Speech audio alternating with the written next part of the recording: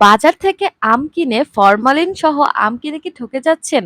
তাহলে আজকের আমার এই ভিডিওটা আপনার জন্য। আমার দেওয়া এই আমের ভিডিও দেখে আপনারও মন চাবে বাগানের ফ্রেশ আম খেতে।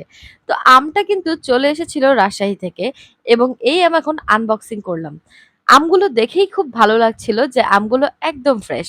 এই ফ্রেশ আমগুলো পেতে হতো কমেন্টে দেওয়া ডিটেইলস থেকে অর্ডার করে ফেলতে হবে। এই আমের গায়ে একটিও দাগ ছিল না এবং একদম কষ লাগা ছিল যেন বাগানের একদম ফ্রেশ আম তুলে কেউ পাঠিয়ে দিয়েছে।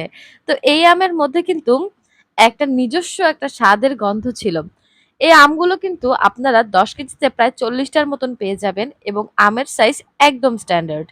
এই আমগুলো দেখতে যেমন সুন্দর, খেতেও তেমনই লোভনীয় হওয়ার কথা।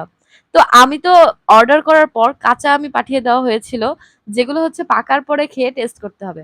ফার্স্ট দিন দেখে আমি তো আমের ওয়েট করা শুরু করে দিয়েছি যে কবে এই আমটি পাকবে।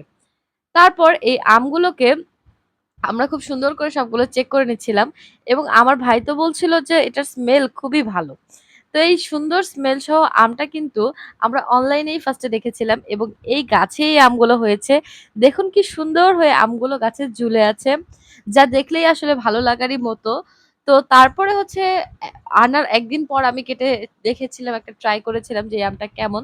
তো সেদিন আসলে ভালো করে পাকেনি। পরে আমটি পেকেছে এবং তখন আসলে অ্যাকচুয়াল টেস্টটা পাওয়া গেছে। তো আপনারা আম হাতে যদি হচ্ছে ৮-১০ দিন সময় নিয়ে অর্ডার দেন, তাহলেও কিন্তু আম কিচ্ছু হবে না। আর পাকতে একটু ভালো সময় লাগে। ১ সপ্তাহ পর আপনারা বেস্ট রেজাল্টটা পাবেন। তো এই আমের কোয়ালিটি হচ্ছে খুবই মিষ্টি, কোনো ফরমালিন তো যুক্ত নেই এবং খেতেও অসাধারণ, কোনো আঁশ নেই।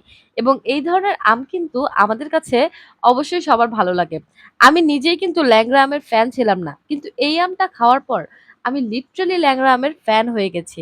তো এইখানে আমরা সব কাজিনরা একসাথে এই আমটা খাচ্ছিলাম এবং এই আমের স্বাদ কিন্তু ছিল দুর্দান্ত।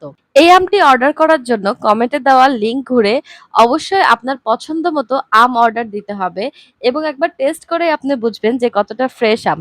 Thanks for watching.